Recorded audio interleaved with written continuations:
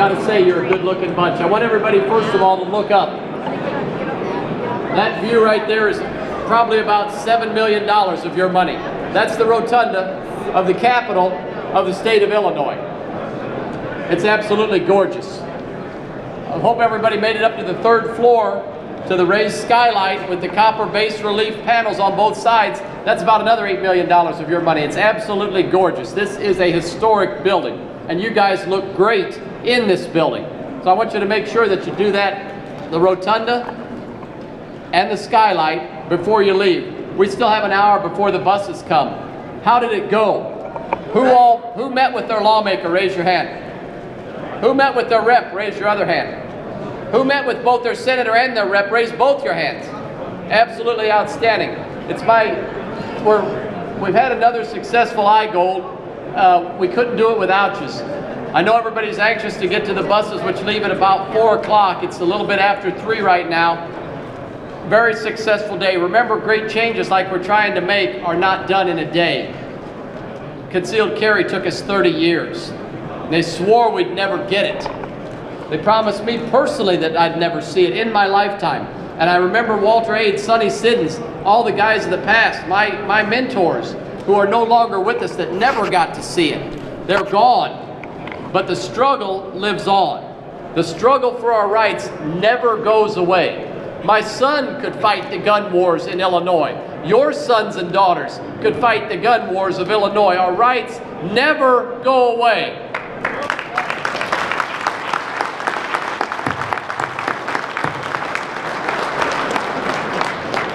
After you go home, I want you to read the gun news. The ammo ban has been defeated because of your calls, your letters, your emails. I want you to stay in touch with your lawmaker.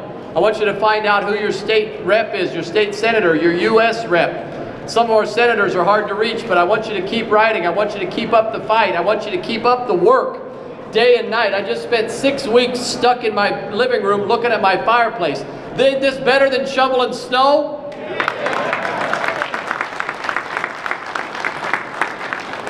We are the sons and daughters of Illinois. We are never leaving this state. Our voice has been heard. Our voice will be heard. Our voice should be heard. It's now my great pleasure to introduce the Illinois State Rifle Association President Rich Pearson for some closing remarks. But I want to say personally and from the heart, it is a joy working with you great people all across that come from all over the state once a year for Illinois Gun Owners Lobby Day. It is absolutely a joy. Ladies and gentlemen, let's have a round of applause for Rich Pearson.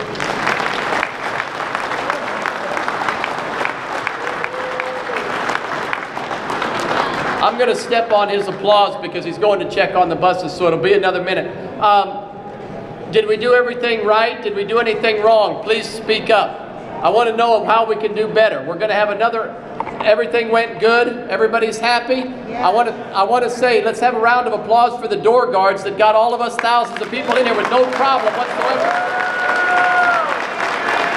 They treat us good, and I always respect them for it. They admire us because I've seen the Chicago groups come in, whiskey bottle over here, graffiti over there, broken glass in the rotunda. That's not us. That will never be us. We respect this state, and we expect this state to respect us. Give yourselves another round of applause.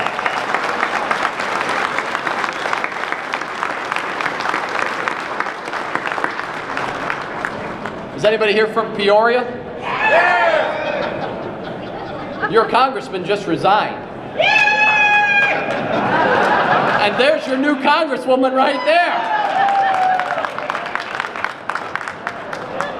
Ray LaHood's son is vying for the seat openly as we speak, and he might get it. But I want you to remember, nobody is above the U.S. Congress. Nobody is beneath the U.S. Congress. One of you people could be the U.S. Congressman from Peoria. Don't ever set your sights low. Always remember, this is our state. We send our sons and daughters off to the fight the wars of this state. We can sure get our rights when we live in this state. We pay the bills for this state. We work hard for this state. Don't ever hang your head in this state of Illinois. Give yourself another round of applause.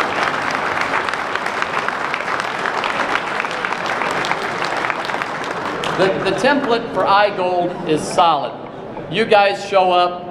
They treat us good here. We've been here I don't know how many counted years now. We've had victories. We will have more victories. We will have failures. It's inevitable in any great movement. There's high water marks, there's low water marks. We'll see politicians come and go. We've seen governors come and go. It's still our state. Rich Pearson has been wonderful as the ISRA director. I want you to remember your memberships. I got to tell you, without the leadership of guys like Pearson and Todd Vandermeide and you guys' efforts with the calls, with the letters, with reaching out to your lawmakers, even with paying your taxes, this is the function of our state. We have earned the right to be here in this rotunda. Will never go away. It'll be one more minute until Rich gets here. Ladies and gentlemen, one more time, it's my distinct privilege to introduce again the president of the Illinois State Rifle Association, Mr. Rich Pearson. Give it up for him.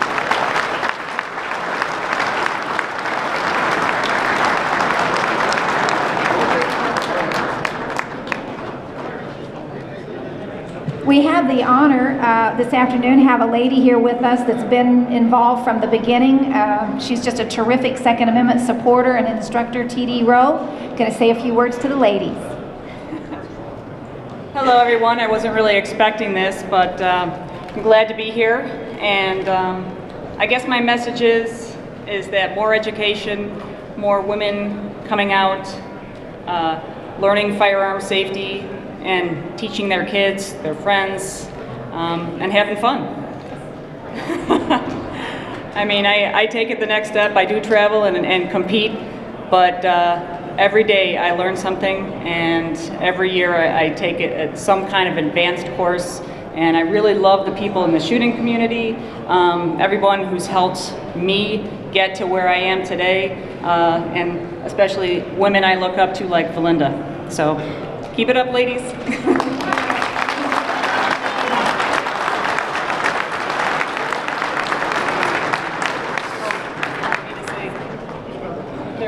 They wanted me to say my business. I am T.D. Rowe of XL Training Group. We're on Facebook. We have a website. We do intro to intermediate to advanced classes to holster classes to competitions. So feel free to check us out.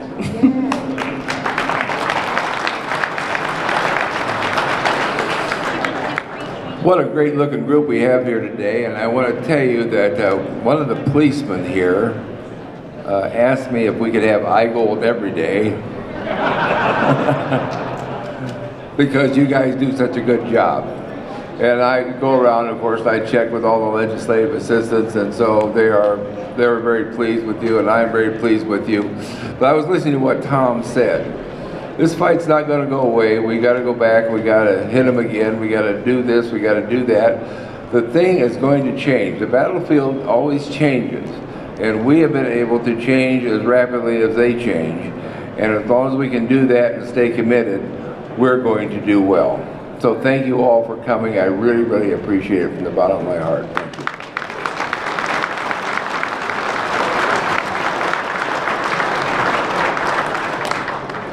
Again, we do want to thank all of you for coming. It's been a terrific day. We had a great meeting, a great march, and something that we have never seen before was the open doors to the governor's office today.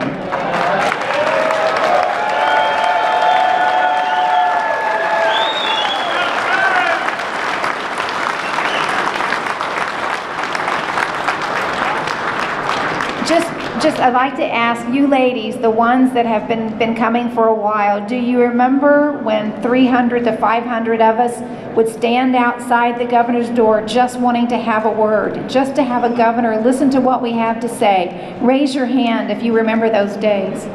Yes, it's been a long, hard fight, but now we have a governor that not only listened to our concerns this morning, but when we were coming and delivering our messages, they opened the doors. That's where we start.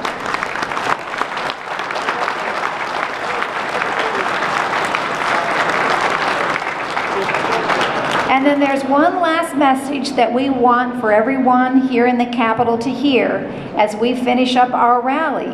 And we talked about over at the Prairie Capitol Convention Center that there are 23 categories of prohibited places where we still cannot protect ourselves, we cannot protect our children, we cannot protect the people that we love, and we need to define shall not be infringed, and that for that definition to mean we should be able to protect ourselves anywhere we have a legal right to be and that the federal government hasn't prohibited it. We'll add that on there for now.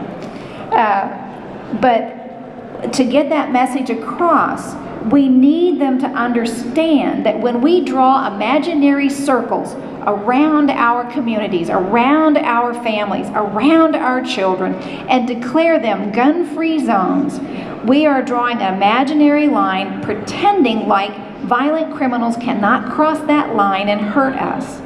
We know that those imaginary lines draw the criminals, they draw the violent offenders to those areas where they will find defenseless people.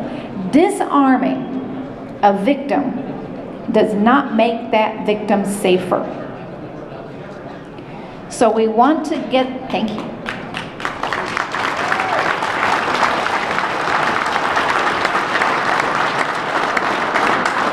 So these 23 categories of places need to disappear. We need to say, my rights shall not be infringed where I have a legal place to be.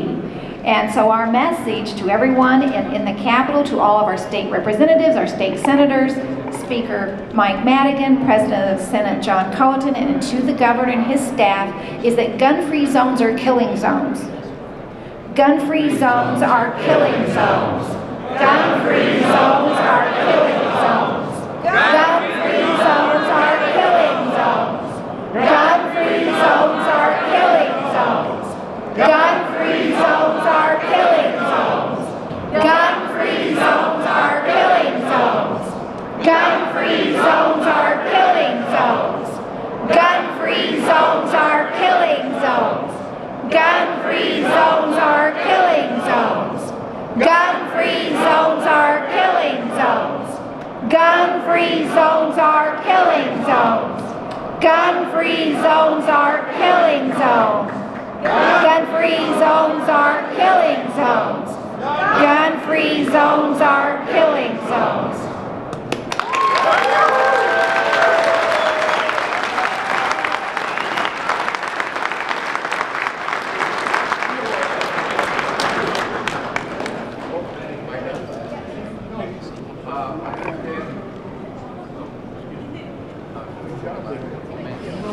Okay, it looks like we have some buses out on the north side. If some of you brought buses or came in a bus, well, maybe you brought your own bus, I don't know. But anyway, I'd like to thank you all for coming today. I really appreciate it. We'll see you all next year, but the fight starts now.